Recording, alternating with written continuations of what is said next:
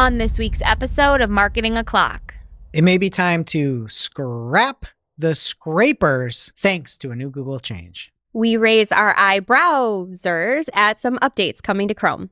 And there's more social content to discover. All on today's show. Welcome, you are listening to Marketing O'Clock. Just stay tuned. Digital marketing news, but let's get specific. Digital ads, SEO and analytics, social media and more. Pretty much everything that'll make your website perform. With new shows every Monday. We give you the news with sass and puns and definitely hot takes. Thank you for tuning in. You know what time it is. It's officially Marketing O'Clock. Settle in, sit back, keep it locked. Hey there, I'm Christine Zernheld. AKA Shep. I'm Jess Budd. And I'm Greg Finn. And it is officially Marketing O'Clock. Here on September 22nd, 2025. Yes! Hang on. Oh. Uh-oh. Where are you going? Jess has left the studio floor. Yes, now she's walking back over here. And she's coming back with what looks to be a tray. Marketing O'Clock, 400th episode. Amazing. Wow. That's over a year's worth of content. Oh my gosh, yeah. 6. Well, but if it was daily. I know. Yeah. Daily. Yeah. Wow. That's crazy. We got this cake as a surprise. And just so everyone gets a little insight into the pre-show, we were hiding it on a table over there. Because Greg usually, once he sits down, he's there until the middle of the show when he has to pee. And this man got up today and walked by and just looked at it and saw it and spoiled the surprise. But he's still really excited. I'm very excited. He loves cake. This is great.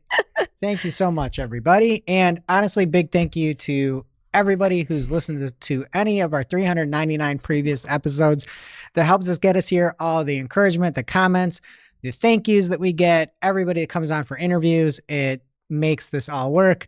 I cannot tell you how many times the show nearly got canceled in the hundreds, even in the 200s.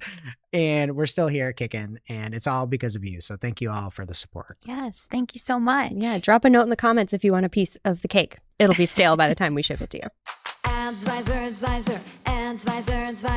All right. And sponsoring our 400th episode, Advisor. Couldn't ask for a better sponsor for this show. And today, I'm going to tell you about how the sausage is made, how the pigskin is packed, anything else? What are actual sayings for that? The sausage is made as sausage one, is made. For sure. Yeah, or how it works. Well, the one thing that I think we do a great job of is getting sponsors that actually can help you improve your business. And sometimes they sound like they're too good to be true. And Advisor's pricing is one of those things. If you listen to us, you probably think this is a scam, that you're making this up. And I am here imploring you that it is not. And I'm going to tell you why. I'm going to explain how they can keep pricing so low from all their competitors, how they don't have to upsell, how they don't have to nickel and dime you. And it's because they care about the product. Instead of having a sales team, there is no sales team. There is no extra overhead. It's Goo and another member of the team. There is not a dedicated sales team with salaries to pay. It helps keep the costs down. The financing, guess what? They can charge what they want because they have not taken money from anyone. Once you start taking VC money, you have to hit goals, you have to increase pricing, and you have to make your customers pay you more to see that growth. And guess what? They have not taken any money. And a quote from the website from Goo himself says, at Advisor, the satisfaction of our users, particularly marketers, takes precedence over any potential investment gains. For us, the happiness of a single customer is infinitely more valuable than a $500,000 check from an investor. It's good people. Yeah. Yep. And the subscription plans are easy. They're simple. They're choose your own flavor. And there's not limitation after limitation after limitation like any other data connector out there. And that's why I personally love Advisor. I love the message. I love the thought. I love going up against the big guys and winning. And if you want to win with your reporting, If you want to win with your marketing, if you want to just win in life, you need AdsVisor, and you can give it a shot. 14 days, 99 cents. Change back on $1. And now you know why you get change back on that $1 is because there's no sales team. They care. There's no VC. They don't have to hit things. All they want is customer satisfaction. And that is literally all I could ever want in a sponsor or a friend or a tool. It's just unbelievable. AdsVisor, ADZVISER.com, ADZVISER.com. All right. And we've got some huge news, I would say, at least in the reporting side of SEO, where there was a change on Friday where Google stopped passing the parameter num equals 100, essentially. So 100 listings. That stopped being passed. And on Monday, there was quite a ruckus as many third-party tools that use this service to scrape Google results were broken. And so because they turned off that ability to show 100 when you do a search, they're like every tool couldn't go past 20 essentially. So when you would look at your rank tracking tools, a lot of that data just didn't exist. Mangools? I don't know about that. Systrix? I don't know about that. Those are my favorites. Alguru? I am not sure about that. I have not seen a chart about the charts, to be honest with you. I've not seen a meta chart, but this is a huge deal. And then it kind of bled over into Search Console data as well. And I'll get to that in a second, but there's a lot of speculation as to why these tools were broken or if it was intentional on Google's part. And Ryan Jones at Ryan Jones on X had a good take. He said, all the AI tools scraping Google are going to be the end of all SEO rank checkers and SERP scrapers as they're going so crazy, Google has no choice but to fight back.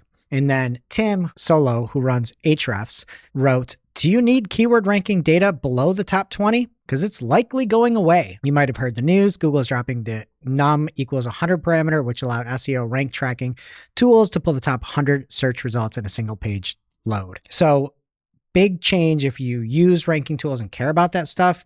Honestly, like being outside of the top 20, probably not a lot of traffic there, but at least you can see improvements and say, oh, we weren't here, we're moving up and now we're in the top 20.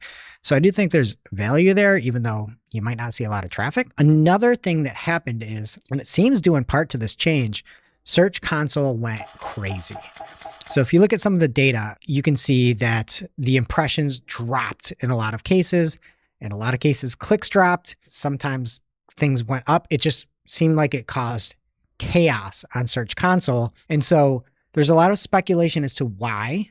And Glenn Gabe said, GSC contains so many BS impressions, and now site owners are seeing the actual impressions they are receiving from humans and not scrapers, tools, AI tools, etc. For many sites, traffic remains stable. For others, clicks have dropped, which makes you wonder which tools are actually visiting sites. I covered that a few days ago with a site that dropped by 100,000 clicks a day when the number equals 100 change was implemented. Crazy times in Google land. Honestly, I think a lot of people are upset about this. Sorry, like Google can do what they want here.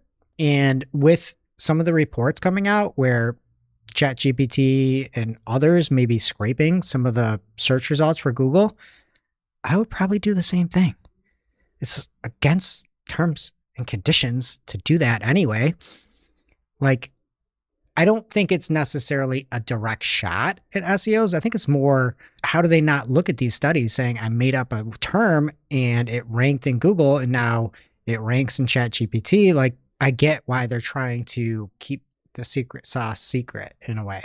And then there was an update that came in Thursday night from Google where the Google spokesperson said the use of this URL parameter is not something that we formally support. Bad news if you are some sort of software that scrapes results out there. So, and then just, I guess on top of it, one other thing that might have just been coincidental, there was spotted in the wild a job posting for Google that was called Engineering Analyst, Anti-Scraper Search. And it was put up on LinkedIn and on Google.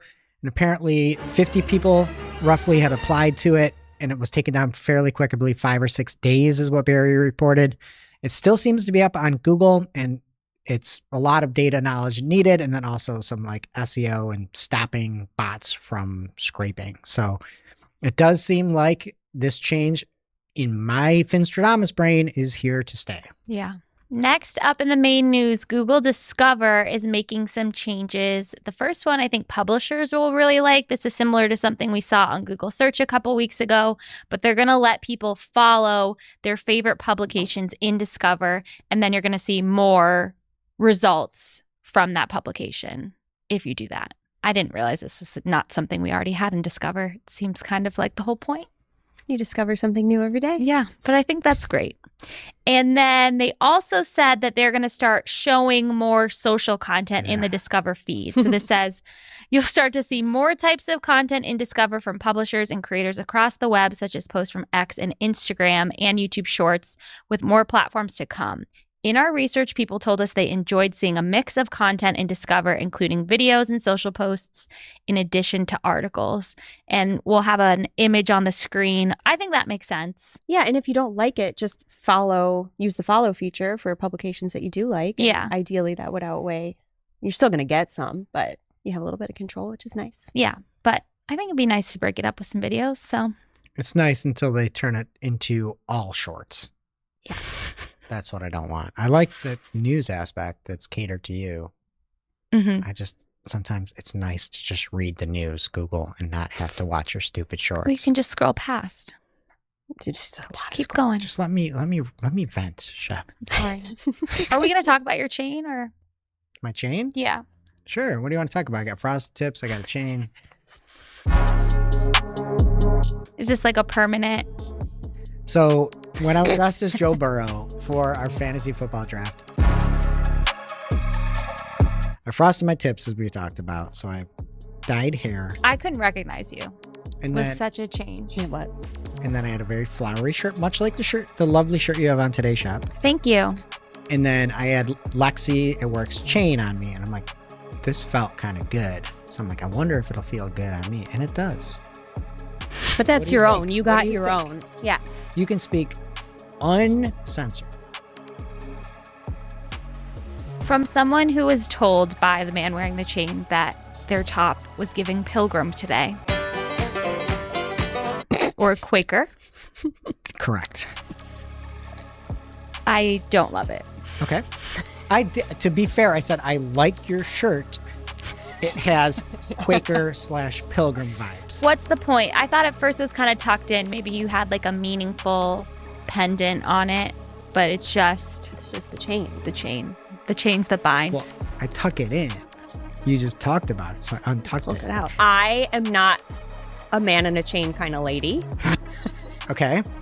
but I support you and your choices, and it doesn't look bad. And whatever you're going through. And I'm thinking always about wearing a bracelet, necklace, so too. I get it. Like a dangly one. I have this new bracelet, and I love it. It's my That's like a muscle friendship bracelet, though. That's cool. That's like you're one of my supporting your soccer kids. girls Yeah. made me, so don't talk about that one. No, I thought you meant like a bracelet to match your chain, I which do. would be a little much. I'm going to try it. Why? Just going to try it. You'll Okay. hear about it next week as to why. Listen, I don't think it looks bad. It's just not a choice that I would make if I were a man. I will hide the chain. No, keep it out. You do you. That No, I think that's the takeaway is that we support I just like your the way it choices. feels. And much like Greg, Chrome is entering a new era as well. Oh, they got a chain on there? Chrome's chain is AI. The browser is being reimagined. The aim is to help users understand complex info more easily and be more efficient. So they're doing this in 3 new ways. The first is they're rolling out a browsing assistant, which is aptly named Gemini in Chrome, which I thought sounded really stupid at first, but listen to what it can do. The idea is that if, like me, you have a zillion tabs open, if they're all around the same topic, if you're like researching something, Gemini can understand the broader context and answer questions or even summarize that info for you, which I think could be really helpful. So that is actually cool. And they're working on making it a more agentic experience too, the goal being the ability to perform multi-step tasks for you. Quote, turning 30-minute chores into a 3-click user journey. But then the example they gave is ordering groceries, which doesn't take me 30 minutes. And I already have issues with my Instacart shoppers, so I'm not sure how I feel about AI doing that. But Yeah. it's a nice thought. Is it just reordering what you got last week? It's not that hard. That I feel like would be nice if it did. But what if I need new things? I don't know. They didn't really talk too much about how it would work. So we'll see. And then fun fact, you know the address bar at the top of Chrome? Did you guys know it's called the Omnibox? Is that supposed to impress me? I just didn't know that there was a name for it other than address bar. Which is like where you type? Yeah. That thing up there. It's called the Omnibox. And the good news is that AI mode is coming straight to it, offering follow-up search suggestions, answers to questions. You don't have to go to Google, I think, with this anymore to get AI mode. Do it straight from your Omnibox. Are you just going to say Omnibox all the time? Omnibox. Does it only apply to Chrome or every browser? Yeah, this is Chrome. These are Chrome features just coming. Trying to be like cool. Honestly, like that was all I ever wished for as a kid. Every year I'd go sit on Santa's lap and I'd be like, Santa, please, I want AI mode in my Omnibox. Please. I never got it till now. I'm so happy. Doesn't it sound like it contains like the secrets of the universe, or it's going to destroy civilization in the wrong hands? Like We're probably the right. Omnibox. Yeah. But if you believe everything you read, AI is actually going to keep you safer. Because it is going to be helping out with things like securely autofilling your login credentials, proactive scam blocking, and helping with simplifying privacy decisions like granting sensitive permissions. Oh, we love to simplify our privacy decisions. Yeah, a little bit skeptical I've there. never seen an example of like AI gone wrong or anything too. So I'm super happy about this. You're going to move off of Edge now, right? No, I'm back on Chrome. Edge was just so bad. Well, maybe Edge will get this too, and then we can pit them against each other. They can fight in the Omnibox. Mm-hmm. Anyway, new things coming from Chrome. We'll see. And now for this week's Cool tool. As a reminder, our Cool Tool segment is not an official endorsement or paid mention. We're simply sharing something we found in our travels that may be of use to our listeners and is really, really cool. This week's cool tool is for technical SEOs if you are one of those. It is Cloudflare's. I don't even pause for laughter anymore because I know y'all are That one thinking wasn't I'm bad. hilarious. Well, thank you. Thanks for laughing then. It's Cloudflare's AI Insights report, which gives you data on how AI bots are scanning the web. You can see things like crawl activity trends, volume, purpose, and more. Shout out to Chris Long for sharing this one. He's at Chris_Nective on X. So check it out. Now it's time for this week's Take of the Week. This is a #fire digital marketing take with extra spice served up for you. We simply deliver the take for your consumption. We give no opinions. We don't influence. You make the call. This week's take of the week was a live AI Meta glasses, whatever you call them, demo up on screen. There was an influencer that was trying to show how to make a recipe. And he touches his little dumb glasses and is like, what do I do first? And it's like, he's like, and it said, put it into the already prepared materials. And he kind of laughs it off and is like, nope, I'm beginning. What do I do first? And it gave the same exact answer that's further down. And then it cut. They're like, we have Wi-Fi issues. And it like went right back to Zuckerberg. You cannot blame Oh my the gosh. Wi-Fi. I made this joke in Slack, so forgive me for repeating it. But the Wi-Fi was too fast that we got to the second step. Like there was no Wi-Fi there's not issue. Wi-Fi problem. There was not a Wi-Fi problem. Before, so I could definitely use the help. Hey Meta, start live AI. Starting live AI. I love the setup you have here with soy sauce and other ingredients. How can I help? Hey, can you help me make a Korean-inspired steak sauce for my steak sandwich here? You can make a Korean-inspired steak sauce using soy sauce, sesame oil. What do I do brown first? sugar-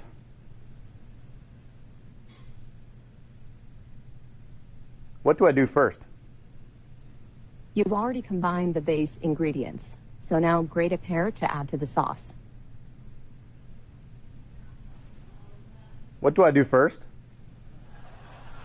You've already combined the base ingredients, so now grate the pear and gently combine it with the base sauce. All right, I think the Wi-Fi might be messed up. Sorry, back to you, Mark. It's all good. You know what? It's all good. It's, the irony of the whole thing is that you spend years making technology and then the Wi-Fi at the day kind of catches you. Now it's time for this week's Pew Pew Lightning Round. At this point in the show, we split up our content into 3 parts: paid, organic, and social. And now another word about our fabulous sponsor, AdsVisor. AdsVisor. I swear every time we talk about them, which is a lot, there is something new to announce. Goo is just constantly improving this tool. It's crazy. So what's new this week? You might remember a couple weeks ago, we teased the Power BI destination that was coming. It is live now, and it is so simple to set up. Everything is set up directly within the Power BI interface, so there's no need to configure queries somewhere else or paste any URLs. And it just takes 3 steps to create a report. You select the account you've connected with AdsVisor. You choose your metrics and date range. Load your report instantly. That is it. And don't forget, this and all other destinations are available at every plan level. You don't pay extra for that. You just pay based on your source needs. It's like an all-you-can-eat buffet, and who doesn't love a buffet? Do you love a buffet? Oh, yeah. Right? I love was raised on Golden Corral. I want choices, and I want 2 sides. I want macaroni and cheese and mashed potatoes. And this is like a Las Vegas buffet. This is a isn't fancy like a buffet. Golden Corral buffet. This is like Bellagio. What's your problem Diamond with the Golden Corral. Corral? The Bellagio buffet is better than the Golden Corral. Have you ever buffet. gone at like 11 a.m. so you get the breakfast and the lunch? Have you ever been to the Bellagio buffet? This is like say I if have. Golden Corral and Bellagio had a super baby. Okay. That's what AdsVisor is. And you know what else is new? Claude via MCP or Model Context Protocol. That's one of the latest innovations in AI, which enables models to connect directly with real-time data. AdsVisor is on board with this trend. They are equipping marketers with real-time marketing and sales data via Claude, which is amazing. And Claude can also build the dashboard for you. You just tell it what you want. And if you don't believe me, Goo has a show and tell demo on AdsVisor's YouTube channel. If you're watching us, you'll see it up now too. It really is that easy. It's amazing. And one quick other thing, they have made improvements to the Shopify connector. It's now more reliable than ever. Constantly rolling out updates to make this thing work even harder for you so you don't have to work as hard. And if you are not convinced that you need this yet, something's wrong with you, but you can try AdsVisor for 2 weeks for under $1. That's 14 days of reporting bliss for just 99 cents. So head on over to adsvisor.com and check it out. That is ADZVISER.com. Thank you, AdsVisor. First up in the paid universe this week, Thomas Etchell noticed I don't know if this was in his account actually, but somebody was building a PMAX campaign, set a budget for €20 a day, and they got this budget error that says your budget is lower than other advertisers' budgets, which may affect performance. Try raising it to at least €30 and €1 What do you say there? Somebody tell me what you call that. I need some help. The decimals. one euro coin. Oh no, they're pounds. They're pounds. Sorry. Stick with me. What's a baby pound? What's a pound cent? Farthing? Like an ounce. Farthing. Okay, so anyway, there's this error that makes it seem like they're not going to let the person publish the campaign unless they raise the budget, which is so criminal. That is garbage. Evil. Yeah. Then there's like a workaround. So you can just leave, come back, and it lets you launch the campaign if you press continue, but it's trying to trick people. So That's it's unbelievable. really bad. Talk about shaking the cushion. You literally have to leave and come back? Yeah. Like hit the back button or go to a different After setting? coming back to the budget section, you need to click continue. Then it works even with a low budget. So there's no option to continue when you see this. That is so evil. Yeah. That is some omnibox shiz. Yep. Don't like it. Shaking those European cushions. Also, according to AI overviews, in British currency, a cent is called a penny. More specifically, 100 pence makes up a pound. Oh, 6 pence. Yeah, I've heard that. Richer. Let's do the rest of this. Your lightning round in the English dialect. Google's releasing a new AI-powered price discount suggestion option, but my theory is that very few brands will actually use this. Okay, I'm sorry. Let's start over. This is from PPC Kirk. Last week at Think Retail, they went back to something that they teased at Google Marketing Live, where it's like, hey, retailers, we've got this awesome new feature where we'll set your price for you on a product. Like, okay. Yeah, how about no? That's like what nobody asked for. Right? Yeah, Like, I love that.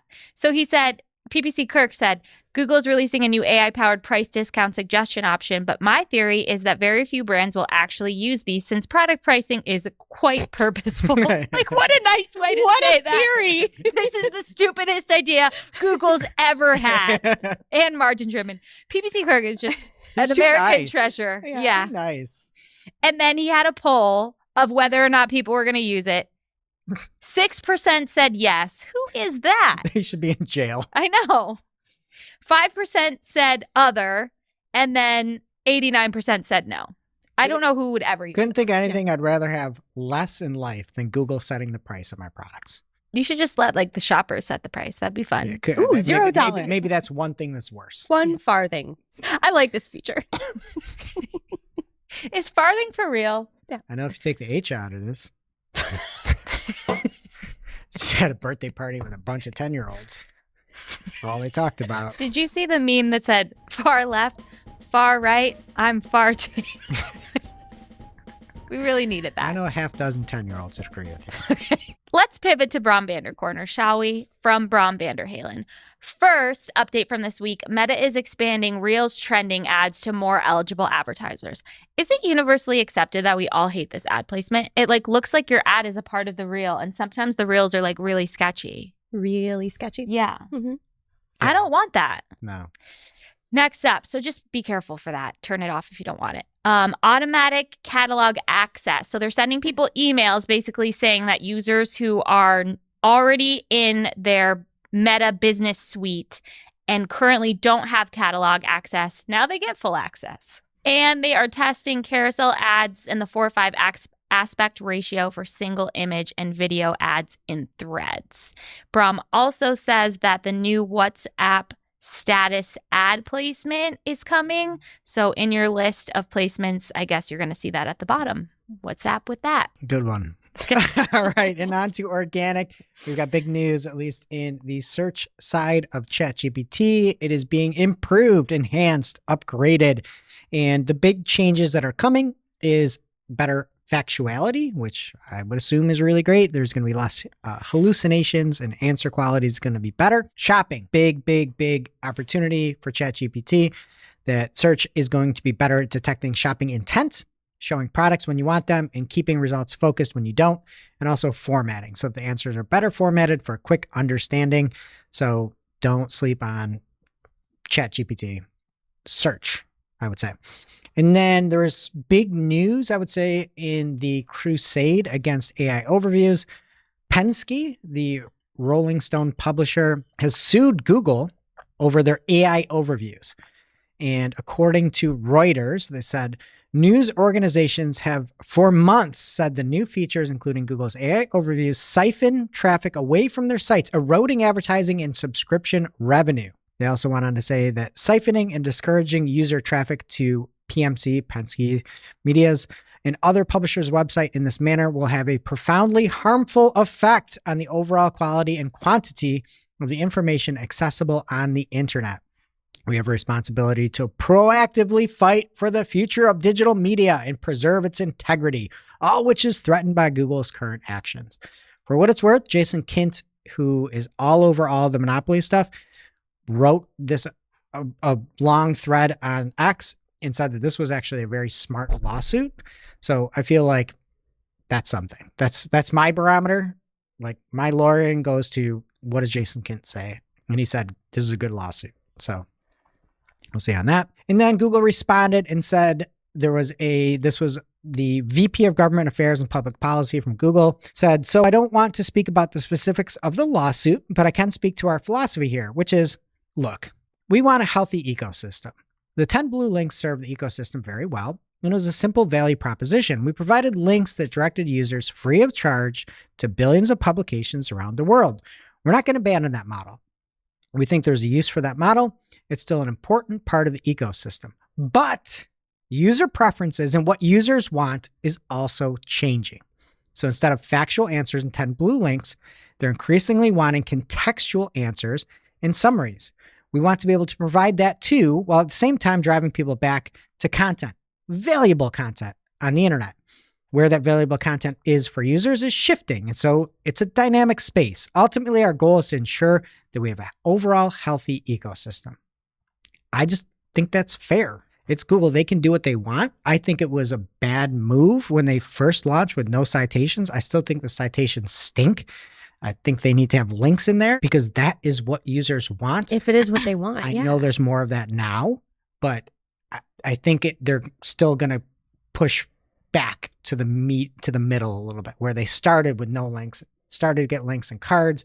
And I think there's a healthy medium there where you can get a quick answer, but also dive down deeper and actually see if it's from a legit source.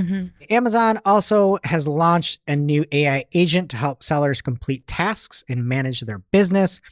They said our agentic AI capabilities are designed to work seamlessly throughout the entire selling workspace, which means sellers can go from handling every task themselves to collaborating with an intelligent assistant that works proactively on their behalf around the clock. So you got that. Will it set the prices for you? Probably. All right. And then this was an interesting one from Bing Image Search. There are ads that are now being mixed into the images, and this appears to be new. If you look at the graphic up on screen, if you're watching on YouTube or Spotify, you can see there's a top sponsored gray listing there that has pricing and has links and sort of looks ad-ish. The sponsored is all the way over on the right there, which is kind of hard to see. But then within the images themselves, it appears to be PLAs or product listing ads, shopping ads, or Performance Max with a product feed in there. And there's just a little teeny ad in the upper right of each one of those images where you can sort of tell which one's an ad if there's a price. But I don't think most people would see this. And I'm usually team paid on this. I don't love shopping ads in images. When you're going to look at images, that intent is I'm trying to find something for my freaking PowerPoint, not to try to buy a box of chocolates like they're doing. It's always like I'm looking for a map, I feel like, in image search. Yeah. And I'm getting ads selling maps. Don't want. Well, you know what they say. Image search is like a box of chocolates. You never know. You never know what ads you're going to get. Yeah. All right. Next up, Google had an announcement about top quality store widgets again. And this was announced like a year ago, and Barry Schwartz had a great article over on Search Engine Roundtable covering it. But apparently there's now not just the top quality score widget that you could put on your site. There's now store ratings. And then there's also store quality. Store ratings talk about store reviews, shipping, returns. So does store quality. To be honest, it's all the same. But if you want to put a widget on either store quality or store ratings, you can do that now along with the top quality score. The one thing I would say is if you have a bad score, I would not use this feature. I would work on getting your score better. I'd work on serving your customers better because this is a large widget. And if you look at it on desktop here, you can see that when it's opened up, it almost takes up the full screen and just puts all of your stats like right in the user's face. So maybe use it, maybe don't. And then just lastly, just covering tweets here, new segment. Barry Schwartz over on Twitter X said, there's a new Apple Vision persona for Vision OS 26, and he made himself a new persona. I'm stunned. So it's just a little digital Barry there. I'm stunned. You can see what he looks like when he's making it, and it looks like he's touching the air.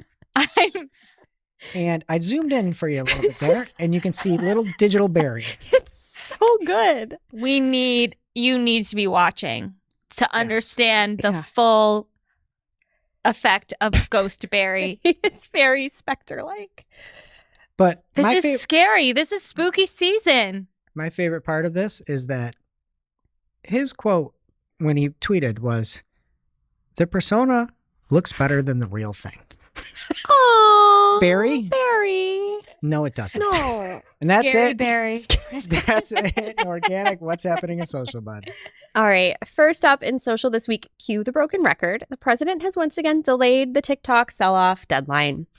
Rich people now have until December 16th to do something about it. But what is new this time is that there's been a compromise proposed that would allow a U.S. partner to lease the algorithm rather than just outright buy it. What? How do you lease an algorithm? Listen, there's more. It would also apparently give the U.S. government a seat on the board of the new entity. That's perfect. Do you need renter's insurance for that? You're going to need all sorts of insurance. People will have things to say about it. We give no opinions. Can you sublet that lease? Ooh. Yeah, I don't know.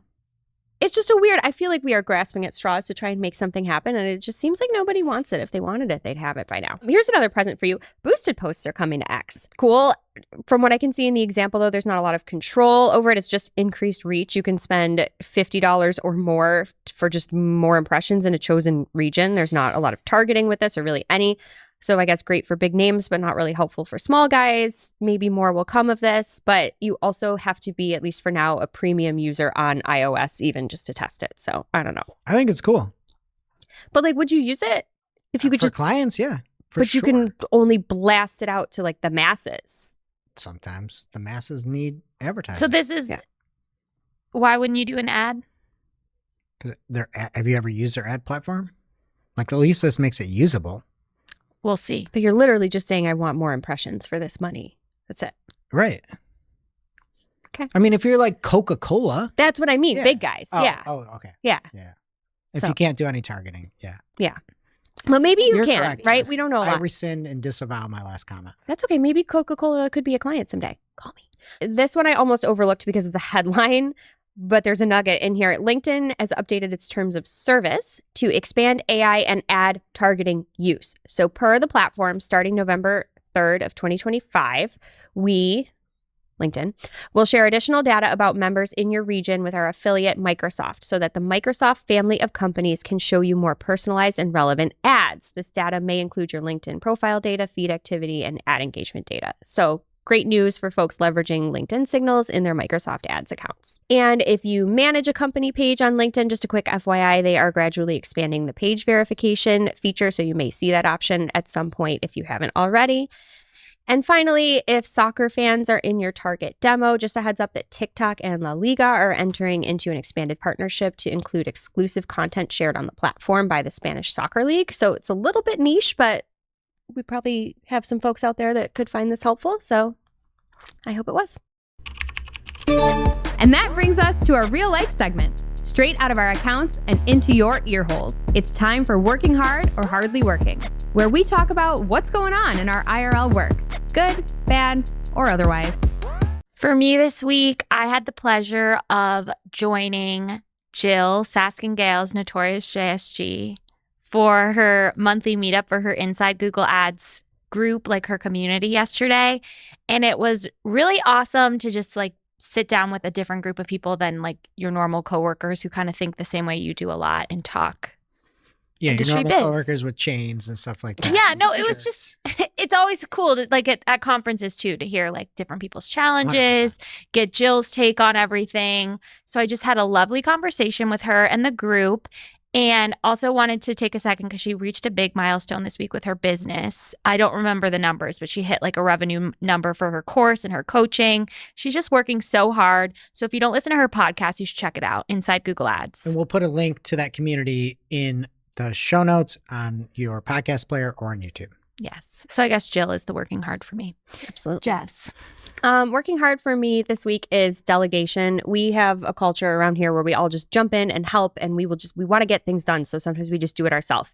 But that makes task lists very long, and I'm always telling people to delegate. So I am trying to practice what I preach and task things out. And I have gotten so much more done. Not me, but so much more has gotten done this week because I have tasked it out. Your team can handle it. Trust me. Just do it. You'll save yourself time. More things will happen, and people feel empowered when you do that too. So delegate, delegate, delegate. And something hardly working for me is just my brain doesn't understand how to set up ad groups in Pinterest campaigns. You get into the campaign and there's no option to set it up there. You have to look back at the campaign view, edit the campaign, go into the campaign and set it up on the left-hand rail. I just want to do it where I'm looking at the ad groups. I can duplicate ad groups. Just let me make an ad group there, please. Thank you. Now it's time for this week's ICYMI. ICYMI people. This is something you just might not have seen. Maybe something that you overlooked, but you shouldn't have. ICYMI people. Gil David posted about a new Meta Ads Manager update. He says this is really bad and someone is going to waste serious money because of it. So this client was publishing a campaign and they got a pop-up. This is so Google coded that says your published ad sets are estimated to have a lower cost per result compared to similar ad sets. You could improve results by further increasing your budget. And it's a quick one-click apply now, but it says raise the budget from $7,500 a day to $12,750 a day. Yeah, it's just like, it's very Google recommendation, raise your budget right now. And it looks like somebody has to do this before they launch the campaign. So just be careful. Don't just click buttons because Meta's doing what Google does. Now it's time for our must-read marketing article of the week. An article so advanced, so in-depth, so detailed that we simply cannot cover it in its entirety on today's show. This week's must-read marketing article of the week comes from Adalicis and Brad Geddes, and it's called The Complete Match Types Data Study. And what Brad does is take a look at match types and what works.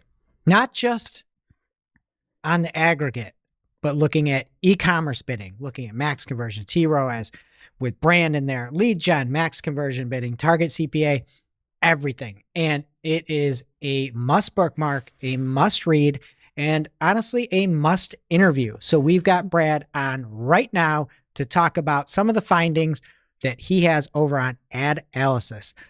All right, now I'm here with Brad Geddes. And Brad, thank you so much for the phenomenal, I would say, just study on match types that you put out over on Adalicis. It's called The Complete Match Type Performance Study, the best match types by bid method. And before we get into some of the results, what were you hoping to kind of like uncover, and like what was the goal of this study? So a few things. One, I think people pick match types and keywords, then they decide on bid methods. And I think in some ways it should be reversed, right? That was one. Two, to understand if Google is giving us accurate information saying use broad match, use broad match, use broad match, right? And three, to really see is phrase match truly the queen of match types still. And then phrase I wasn't sure we're going to find, and that was sort of interesting in the end. Yeah, and I thought it was really interesting by bid type. And I loved how you did that, looking at conversion, maximize conversion value, TROAS, maximize conversions, and then TCPA, and then some of the other non-smart bidding flavors as well. But I would just say on aggregate, the performance by match type, the number one percentage of keywords that people are using are still exact. But really, when it comes to conversions and revenue, it's split quite a bit more. It's a lot more even. It's 31, 31, 37, at least on conversions, and revenue is the tightest race you could possibly have. Was that surprising to you? Yes and no, right? So one, this is data from our system, and we do recommendations of adding your top keywords as exact match. So I did expect exact match to be higher usage than the average, account out there. I was surprised at how even some of the data came out when looking at the whole. Broad was better than I expected it to be, which is good to see. Yeah, and I was shocked with that as well. One thing I loved about this was just breaking it up by e-com, lead gen, because everything is so nuanced there. When you look at some of the aggregate numbers, it's really probably not that applicable, as it really is skewed from lead gen to e-com. At least that was one thing that stood out to me. So talking about e-com, I know that when we were looking at maximize conversion value, the percentage of conversions really skewed a little bit more towards exact match. At the end of the day, it still seemed like the overall revenue was pretty strong. And then the thing that jumped out to me on maximize conversion value was the return on ad spend for broad match. Yes, right? Like that one, that blew my mind. I was not expecting to say broad match is the best match type for a bid method. But I think part of that gets to how people buy stuff, right? If you want a specific product, you're typing in the product name. And that's usually for most e-commerce companies going to match an exact match term. And that's a single buy, right? Purchase. It's not a huge cart value. Where I think the online random shoppers, window shoppers, right, who often have bigger carts or look at things multiple times before they buy, are matching to broader terms.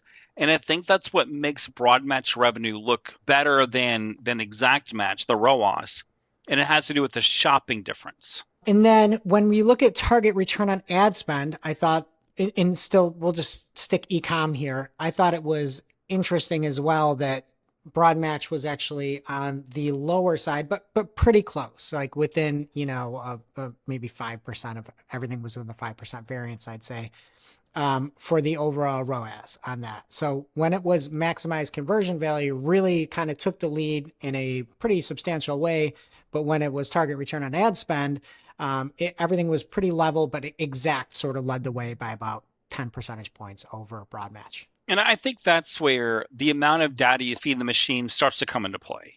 right? As you have more data from the machine, and you're assuming managing your account correctly, then you're going to see exact match perform better and broad match find more avenues, which is what its goal is. I know you just touched on it earlier on that, but even with the target return on ad spend bidding, the exact match was able to get the lowest cost per transaction in this case, or cost per acquisition. It was $47, substantially better than phrase match, which was up to $92. And so that kind of theme played out not only in maximized conversion value, but also in target return on ad spend. Yeah, and this is where phrase just has issues these days, right? If you think just broadly, Google is expanding phrase probably more than any one of us would have thought. And a lot of those phrase matches, when you dig into them, kind of look like broad match of 10 years ago. And, Google doesn't use its bid signals for broad to rein phrase back in.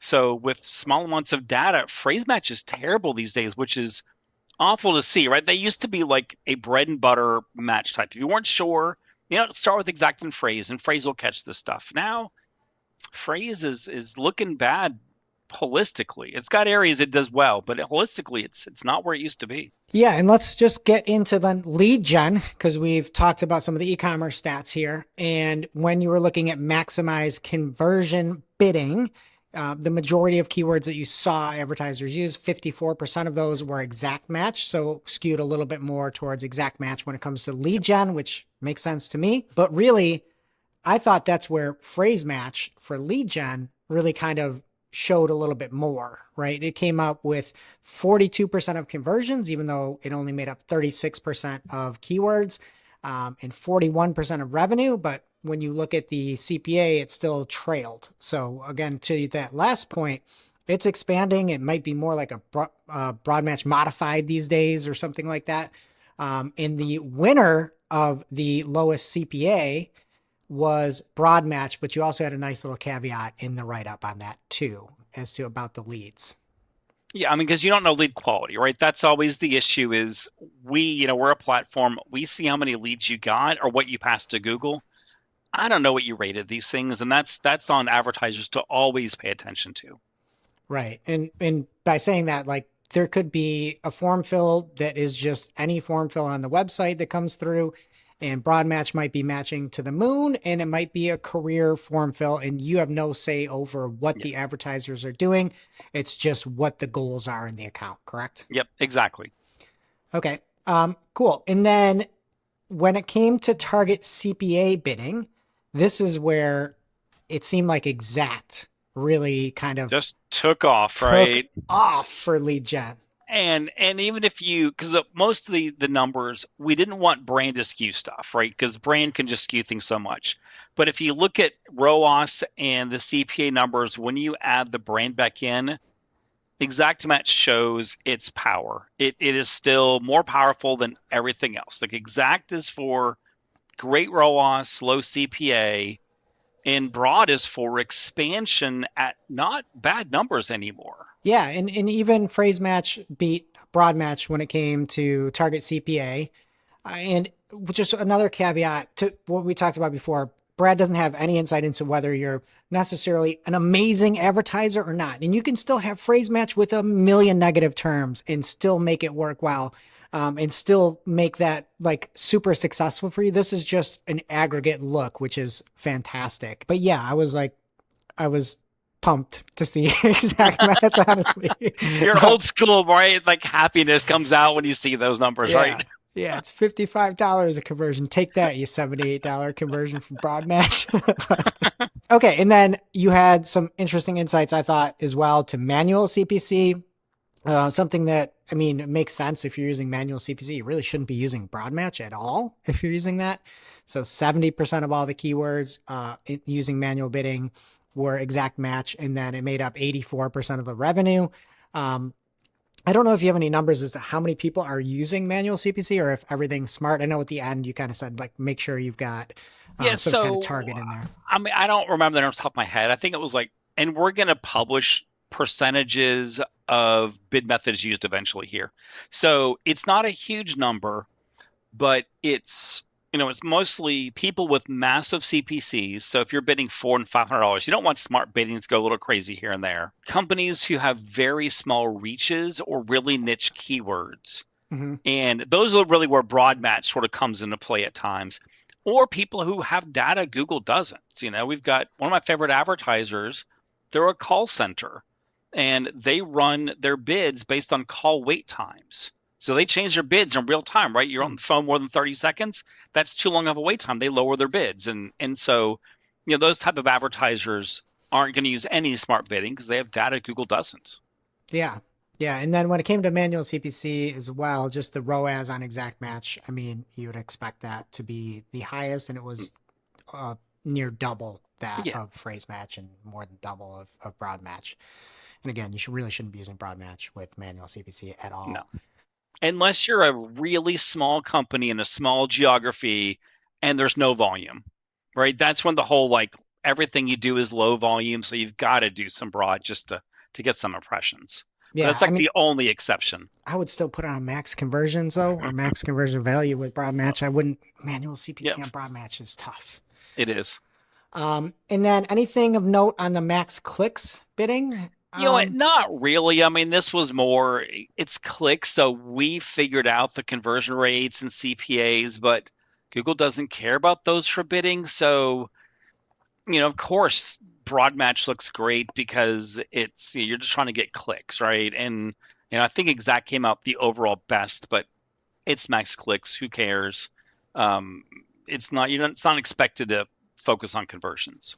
Yeah, and I was actually surprised that the CPA on max clicks for broad match was so low, but it's honestly because it's max clicks and you're getting probably such a low CPC compared to exact match. It's also a different advertiser base, right? So that's where, if you look at target ROAS, you're usually talking accounts that are spending, at least 25 grand a month, if not more. Where if it's max clicks, it's either competitor keywords, right? Of course, they do terrible. Or it's a smaller company and they just want traffic because they don't have enough data or they don't know how to track conversions, although we threw out actually all those for our study. And so it's a different type of user who uses max clicks than the other bid methods. From a target impression share, there's a lot of, exact match. I'm surprised people use broad match with target impression share. This seems like I was too, but again, we'll see every combination possible, right? And some of that was either they want to show on everything related to their brand term, which, gets messy because, we know Google can sometimes match your brand to other brands. Or it was companies who want to always match on competitor terms. And so most of the broad match in our impression share was either competitor terms or, everyone's got that personal injury lawyer who buys every billboard in your state and always on TV. They're the ones who also run that sort of advertising as well. Yeah, absolutely. And I loved that you kind of had a take at the end where you're like, if you're a big advertiser, you probably want to go towards a target method. And if you're smaller, you might want to go towards a max method. But I would implore you to go check it out. We'll have the link in the show notes in YouTube and the podcast player. Anywhere that you're listening, you can go check out the study. And I would tell you to do it, to bookmark it. It's one of those things that is always great to have handy for your boss, for your clients, for whomever. And Brad, what are you up to? Where can people find you? What's going on? I'm still running at Analysis. We're a software platform, right, for managing paid search and to produce data to make just better decisions for everybody.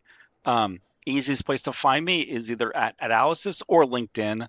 I really don't hang out most social networks, but LinkedIn I'm usually pretty active in. Yeah, and if you want the power behind some of this great data and all the advertisers using it at Analysis, definitely go check it out.